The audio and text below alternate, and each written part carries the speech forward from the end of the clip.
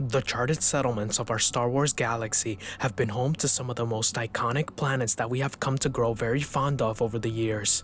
It is also home to trillions of sentient beings all living in harmony across the stars, all of them connected through the almighty Force. The core worlds represented the highest chain of command and was home to a galactic republic unified by ideals of democracy, while worlds in the Outer Rim represented the free-spirited outlaws who abided by a hierarchy of their own. With an open galaxy ready to be explored, there are very few beings who have been bold enough to venture beyond the Outer Rim, beyond the borders of what is known from our Star Wars galaxy, found to be wild space and largely unmapped by those determined to pierce the veil. In this recording, we will be doing just that for ourselves, as we reveal some of the real dangers that have ever surfaced from this part of our galaxy, with our last documented finding being by far the most chilling and disturbing of this vault opening. So, my friends, with all formalities out of the way, find comfort wherever you may be and join us, for in this recording we will pierce the veil of the unknown regions. Separated from the rest of the galaxy, to those who resided in the unknown regions, this unmapped region of the galaxy was known as the Chaos, while regarding to the rest of the known Star Wars galaxy as the Lesser or Lesser Space. Chaos was considered to be an extremely dangerous and difficult place to navigate, given many of the strange phenomena found deep in this part of space. Black holes, supernovas, and gravity wells were all common occurrence in these parts. So much that beings who looked to explore the unknown regions often employed the service of Force sensitives to work as navigators, as the phenomena found in the unknown regions interfered heavily with Navi computers, making them unreliable during these expeditions, hence the name Chaos. Now that we have discussed what it takes for one to travel into the unknown regions, we have yet to discuss what one might find within the unknown.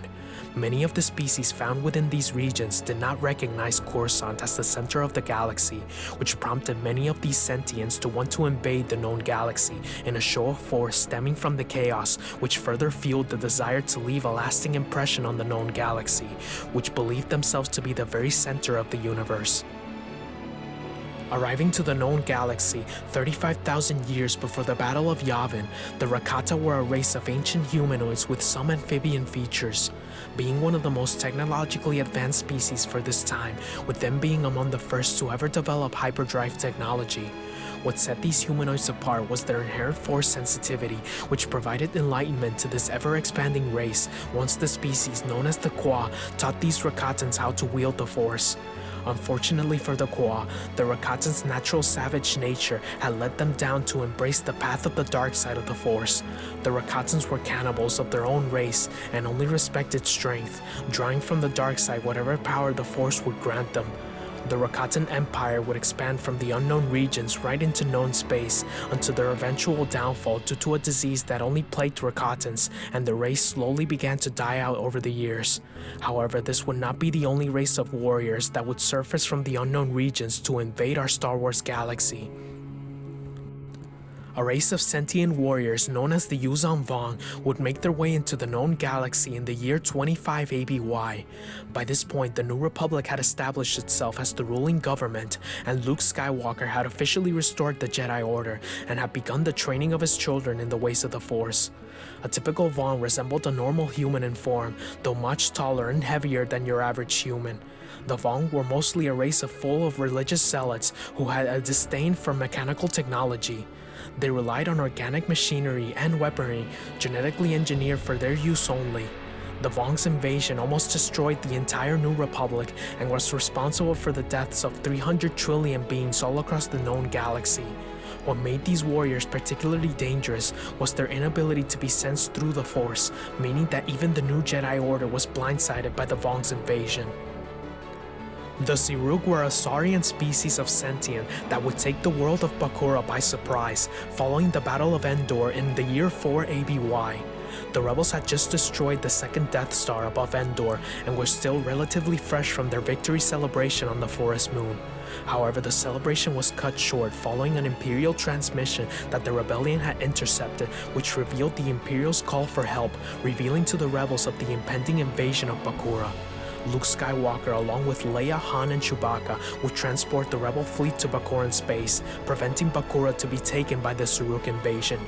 The Ssi-Ruuk relied on a technology called entrenchment, which involved the species extracting the life energies of living beings in order for those energies to be used to power their armada. The Ssi-Ruuk possessed a large enough war fleet capable of running through any Imperial or New Republic technology.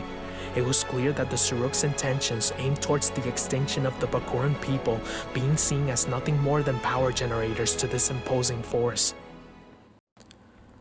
Our next finding would be discovered in the year 41 ABY. The Second Galactic Civil War was just at its end when the Jedi Knight Jaden Korr experienced a powerful vision through the Force, warning him of a disturbance in the unknown regions. The vision had led him to the planet of Faust, found in wild space but just at the edge of the unknown regions. There he would meet two salvage jockeys, Kedron Fahal and Mar Idi Shael. After aiding the two with the previous dispute, Jaden would learn from the two about the whereabouts of an installation found on a frozen moon orbiting an unknown gas giant. Based on evidence found by Kedron and Mar, it may have been a crashed ship. Enlisting the help of the two salvage jockeys, the three set out for the frozen moon. Once on the moon, Jaden would be accompanied by Kedron, and as the two made their way through the frozen terrain, the two men would find what appeared to be an abandoned Thrawn-era Imperial cloning facility. As they entered the facility, they had noticed the evidence of a horrific conflict that may have taken place within the walls of the facility itself. Jaden and Kedron later made their way towards a still-working terminal, accessing recordings from this facility. In these recordings would be discovered the existence of a confidential clone project overseen by Grand Admiral Thrawn himself and a group of doctors tasked with the engineering and care for the clones created. The project itself was based around the idea to create a Force user unbound by the limitations of either the light or dark sides of the Force, which in return resulted in the creation of clones from the spliced DNA of both Jedi and Sith of origin. Based on Jaden's account of his findings, the clones would mature faster than normal and were completely attuned to their connection to the Force, and managed to master basic Force techniques without any training whatsoever. It would be stated in the official accounts by the doctors that the clones had been implanted with memories indicating that the clones began to draw their knowledge from the implants themselves. The clones would use this knowledge to their advantage and even went as far as to create actual lightsabers from the parts they had recovered from their data pads and other technology found in the facility. Eventually, their enclosure and their split light and dark side identities would drive them to madness, which led them to rebel against the doctors and murder everyone in the facility. During his investigation of the facility, Jaden would encounter one of the clones, the first one he had actually seen alive. By Jaden's account, the clone mirrored the appearance of the Jedi Master Kam Solusar, though the clone's behavior instantly let the Jedi Knight know this was nothing like the original Jedi Master. The clone behaved in a primitive manner, growling and even snarling at Jaden. The clone referred to its name as Alpha and would attack Jaden in a vicious lightsaber duel where the clone would engage in what would be a vicious use of strong style, which resulted in Jaden losing 3 fingers from his right hand. However, Jaden's experience in both the light and dark sides of the Force managed to defeat the clone, killing him in the process. It would be later discovered that most of the other clones had been present within the facility as well, and due to the unaccounted for visit of an Ansari assassin targeting Jaden, the remaining clones had managed to steal the Ansat's ship and used it to flee deeper into the unknown regions. Our last finding comes from the legend revolving around the family of Celestials known as the Mortis Gods. While we know of the existence of the Father, Son, and Daughter, there are some beings who still walk unaware of the legend of what became of the Mother of Mortis. Once a mortal woman and the servant to the once of Mortis, the woman began to form an attachment to the family, growing closer together, eventually stopping the war between the son and daughter. Unfortunately for the woman, she was still mortal and the years had begun to catch up with her. In her weakened state, the son and daughter's conflict rekindled once again and their war continued. The woman, fearing that she would lose her family, in a desperate move took advantage of 2 of the most powerful Force nexus of the planet, known as the Font of Power and the Pool of Knowledge. Both nexus of the Force are tied to the light and dark sides respectively, with each granting the user near godlike abilities on either side of the Force, depending on the nexus they used. The mother, however, would use both, drinking from the Font of Power and then bathing in the Pool of Knowledge. Her actions would mark her for the rest of her days, as the intense nature of both opposite sides of the Force had all but polluted the woman's body, corrupting her and transforming her into the immortal entity known as Abeloth. The ones would flee the planet and imprison Abeloth for her actions. This entity would reawaken again in the year 40 ABY by the Jedi Knight Jacen Solo's fall to the dark side and his actions as Darth Caedus feeding on the chaos of the current state of the galaxy. This entity would be responsible for the Force psychosis outbreak, which drove several Jedi and other Force users to madness. Her power in the Force was among the most powerful and untamed that anyone had ever seen in nature. Jedi Master Jaina Solo compared her to being like a nova. The Jedi Knight Tahiri Vela described Abeloth's presence as a living Force volcano. She also possessed the ability to take the form of any being she consumed regardless of species, increasing her power in the Force with the consumption of those living beings.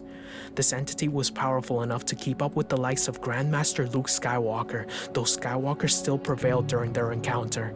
In the end, it would take the efforts of both the Jedi and the Sith to overthrow Abeloth's reign of terror, with Luke Skywalker and the Sith Darth Krayt ultimately vanquishing the Force God in the realm of Beyond Shadows. However, the Force would grant her immortality as her most powerful feat in the Force. Luke always kept a watchful eye for Abeloth's return, and even intended to acquire the same dagger used to kill the Once of Mortis during his father's encounter with the beings back in the Clone Wars. Abeloth would cement her terrifying legacy as the most powerful being of all of Star Wars, and arguably the most dangerous entity to ever surface from the unknown regions.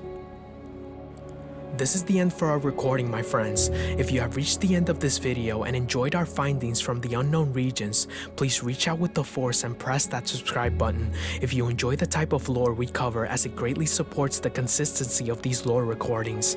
Thank you for supporting the channel, my friends in the Force. Look out for one another, and may the Force be with you, always.